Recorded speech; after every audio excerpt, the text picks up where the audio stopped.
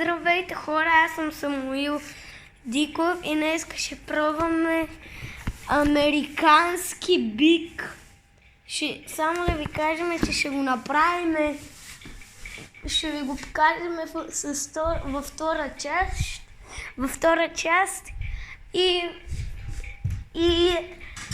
сега в това видео, поне във втора част ще ви го покажем. Изберете с кой лава беар да вземем. Berry Blue или Purple Great. Каквото кажете, ще пия, защото те са ми любими. Да знаете хора. Ще ви го покажем.